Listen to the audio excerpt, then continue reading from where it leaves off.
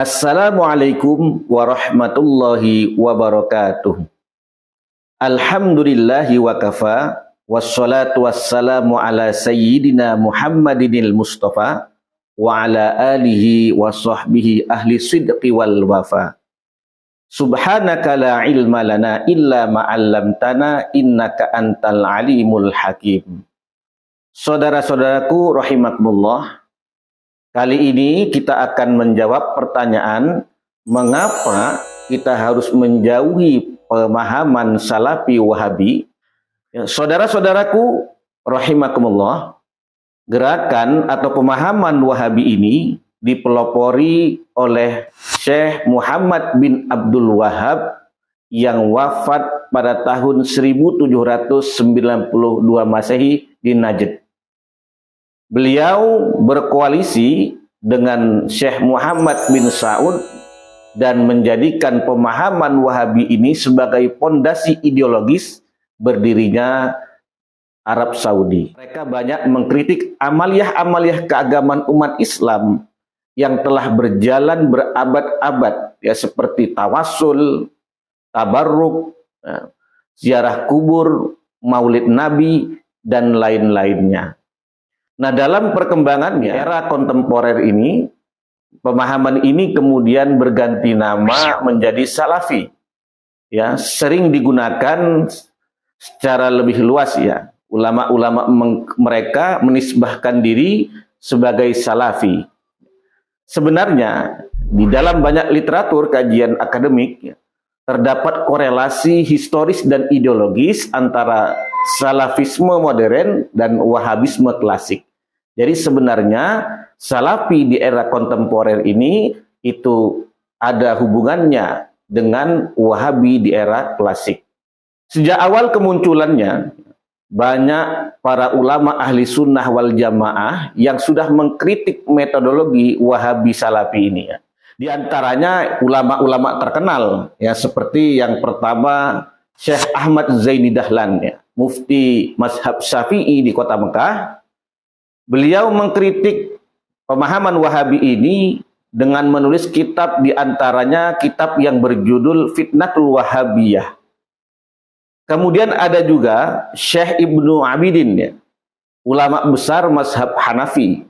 Beliau juga menulis kitab, di antaranya kitab Raddul Mukhtar ala Ad-Durrul Mukhtar, yang di antara isinya tersebut ada tema yang mengkritik tentang pemahaman Wahabisme ini. Dan yang tak kalah penting lagi, ya, ini saudara kandungnya sendiri, ya, abang dari Syekh Muhammad bin Abdul Wahhab, ya, yang bernama Syekh Sulaiman bin Abdul Wahhab.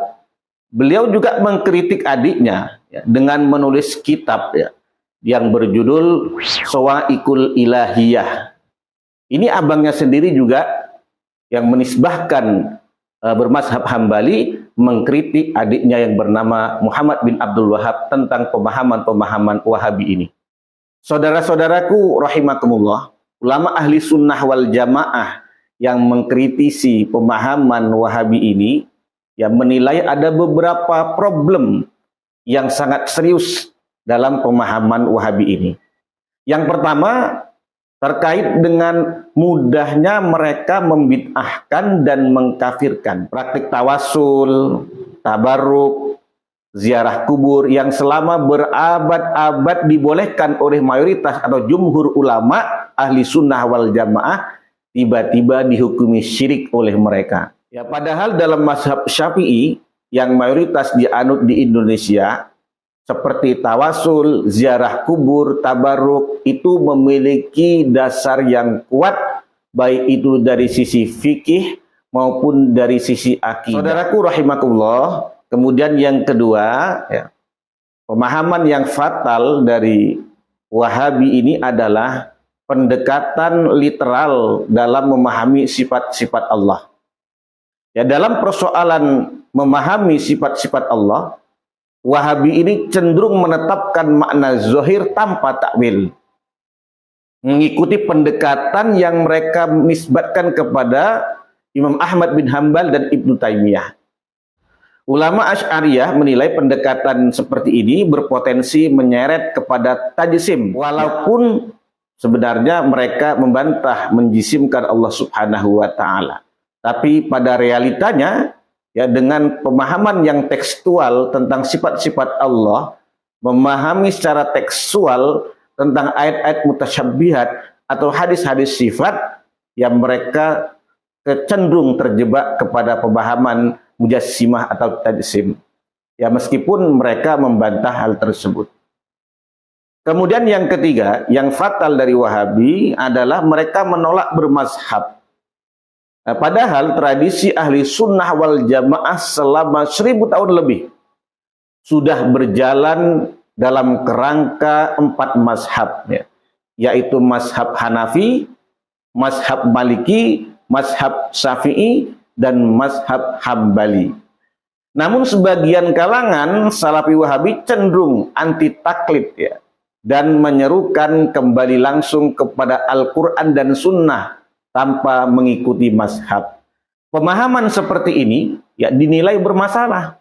Karena apa? Karena yang pertama, tidak semua orang mampu berijtihad untuk kembali kepada Al-Quran dan Al-Hadis, karena mereka selama ini sudah pergi misalnya, kemudian kembali kepada Quran dan Hadis, itu dibutuhkan ijtihad. Sementara tidak semua orang mampu berijtihad.